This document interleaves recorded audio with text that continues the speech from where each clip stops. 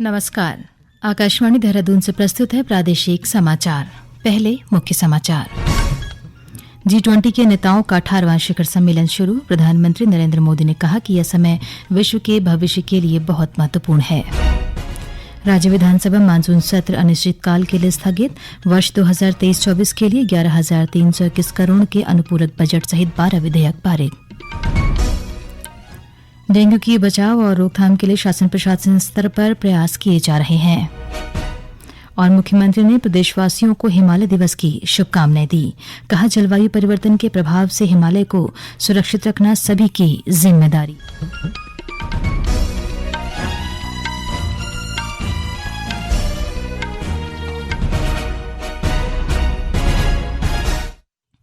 दोपहर समाचारों के साथ मैं योशिता पांडे। अब समाचार विस्तार से। G20 के नेताओं का 18वां शिखर सम्मेलन आज नई दिल्ली में शुरू हुआ।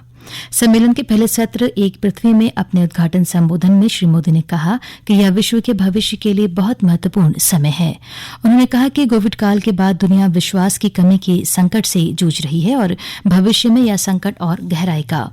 श्री मोदी ने कहा कि दुनिया ऐसे समय में जी रही है जब सदियों पुरानी समस्याएं समाधान ढूंढ रही हैं और ऐसे समय में हमें अपने दायित्वों को मानव केंद्रित दृष्टिकोण के साथ निभाना होगा। आज शिखर सम्मेलन के पहले दिन 2 सत्र होंगे जिनके विषय हैं एक पृथ्वी और एक परिवार। ब्रिटेन, जापान, जर्मनी और इटली समेत कई देशों के साथ द्विपक्षीय बैठकें होने की भी उम्मीद है। प्रधानमंत्री नरेंद्र मोदी आज दोपहर भोज की मेजबानी करेंगे। राष्ट्रपति द्रौपदी मुर्मू सम्मेलन में आए विदेशी प्रतिनिधियों के लिए रात्रि भोज आयोजित करेंगी। राज्य विधानसभा मानसून सत्र अनिश्चितकाल के लिए स्थगित कर दिया गया है। 3 दिन तक चले सत्र में 21 घंटे 58 मिनट की कार्रवाई हुई। सत्र के अंतिम दिन सदन में वर्ष 2023-24 के लिए 11,321 करोड़ के अनुपूरक बजट सहित 12 विधेयकों को ध्वनिमत से पारित किया गया। इससे पहले राज्य निर्माण आंदोलनकारियों और उनके आश्रितों को नौकरी में 10% क्षतिज आरक्षण विधेयक को लेकर सदन में हंगामा हुआ। इस दौरान भाजपा विधायक विनोद चमोली ने सदन से इस विषय पर एकजुट रहने को कहा। भाजपा विधायक मुन्ना सिंह चौहान ने कहा कि आरक्षण वाले विधेयक में अब कोई कमी नहीं रहनी चाहिए। वहीं विश्वविद्यालयों के लिए पेश किए गए उत्तराखंड निजी विश्वविद्यालय विधेयक और राज्य विश्वविद्यालय उत्तराखंड विधेयक 2023 को सदन की मंजूरी मिल गई है। सत्र के दौरान विधानसभा अध्यक्ष ने विधायकों के विशेष अधिकार हनन को लेकर मुख्य सचिव सुखबीर सिंह संधू सख्त निर्देश दिए। गौरतलब है कि सत्र के दौरान विधानसभा को 626 प्रश्न प्राप्त हुए हैं, जिसमें 10 अल्पसूचित प्रश्न, 182 तारांकित और 392 अंतारांकित प्रश्न पूछे गए। राष्ट्रीय नेत्रदान पखवाड़े के तहत चमोली में आयोजित नेत्र शिविर में 503 लोगों की आंखों की जांच की गई। साथ ही मरीजों और तीमारदारों को नेत्रदान के लिए जागरूक भी किया गया। सहायक मुख्य चिकित्सा अधिकारी डॉक्टर MS खाती ने बताया कि नेत्रदान के प्रति आम लोगों में जागरूकता फैलाने के उद्देश्य से राष्ट्रीय नेत्रदान पखवाड़ा आयोजित किया गया। नेत्रदान से संबंधित जानकारी के लिए राष्ट्रीय हेल्पलाइन नंबर 1800114770 या हेल्थ हेल्पलाइन नंबर 104 पर संपर्क किया जा सकता है। पौड़ी गढ़वाल के प्रभारी मुख्य कृषि अधिकारी अमरेंद्र कुमार को तत्काल प्रभाव से स्थानांतरित करते हुए देहरादून स्थित कृषि निदेशालय में संबद्ध कर दिया गया है। कृषि मंत्री गणेश जोशी के अनुमोदन के बाद कृषि सचिव दीपेंद्र कुमार चौधरी ने आज इस आशय का आदेश जारी किया। पिछले बुधवार को पौड़ी गढ़वाल के कोटद्वार में तैनात कृषि भूमि एवं संरक्षण अधिकारी को निलंबित कर दिया गया था।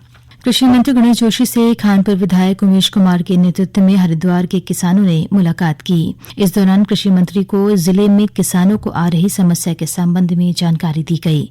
किसानों ने प्रधानमंत्री फसल बीमा योजना और आपदा से प्रभावित फसलों का उचित मुआवजा देने का आग्रह किया। श्री जोशी ने किसानों की समस्याओं को सुना और जिलाधिकारी को आवश्यक कार्रवाई करने के निर्देश दिए। उन्होंने कृषि सचिव को हरिद्वार के आपदा प्रभावित क्षेत्रों में शिविर लगाने के भी निर्देश दिए। श्री जोशी ने किसानों को बारिश से हुए नुकसान का आकलन कर मुआवजा देने का आश्वासन दिया। कुमाऊं विश्वविद्यालय की PhD प्रवेश परीक्षा कल DBS परिसर नैनीताल और MBPG हल्द्वानी में आयोजित होगी। उपकुल सचिव दुर्गेश टिमरी ने बताया कि परीक्षा के लिए परीक्षार्थियों का प्रवेश पत्र विश्वविद्यालय की वेबसाइट से डाउनलोड करने होंगे।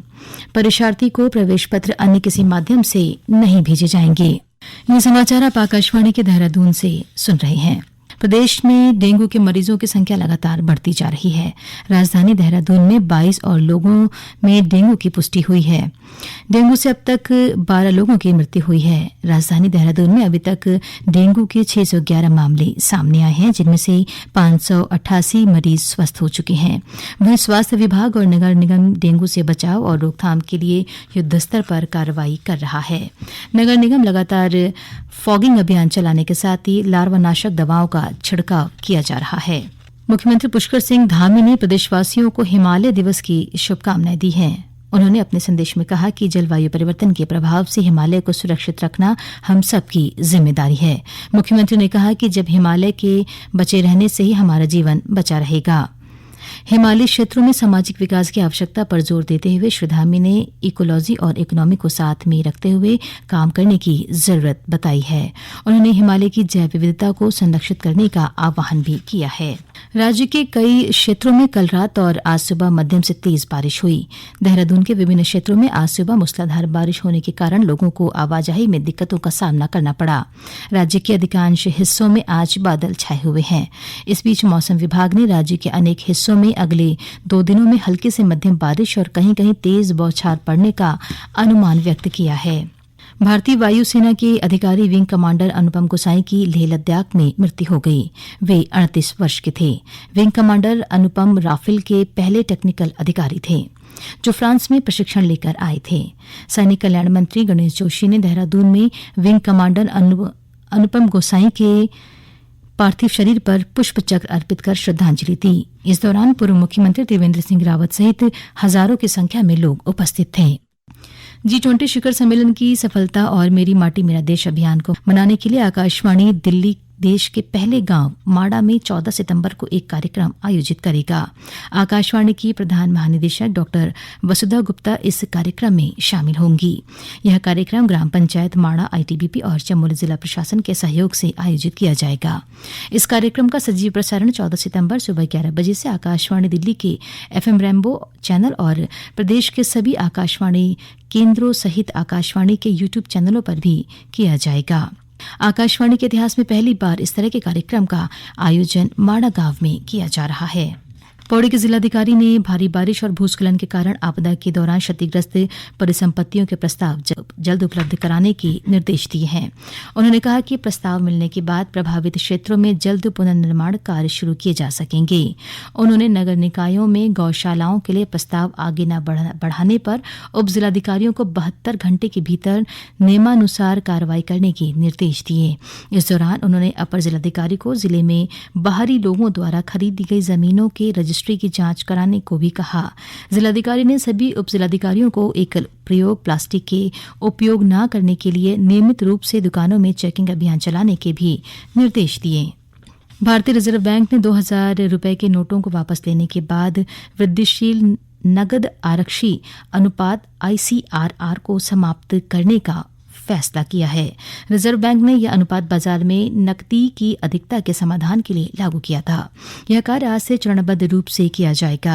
RBI ने 10 अगस्त को बैंकों से कहा था कि वे 19 मई 2023 से 28 जुलाई 2023 के बीच अपनी कुल मांग और कुल देनदारियों पर 10% की दर से वृद्धिशील नकद आरक्षी अनुपात बनाए रखें।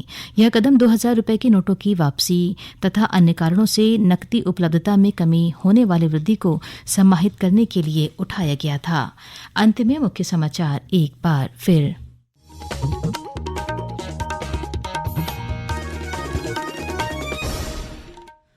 G20 के नेताओं का 18वां शिखर सम्मेलन शुरू। प्रधानमंत्री नरेंद्र मोदी ने कहा कि यह समय विश्व के भविष्य के लिए बहुत महत्वपूर्ण है। राज्य विधानसभा मानसून सत्र अनिश्चितकाल के लिए स्थगित।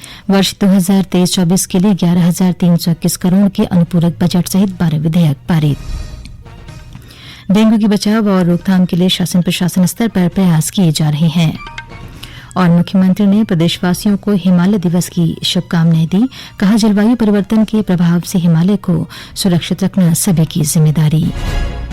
इसके साथ ही प्रादेशिक समाचार का ये बुलेटिन समाप्त हुआ। नमस्कार।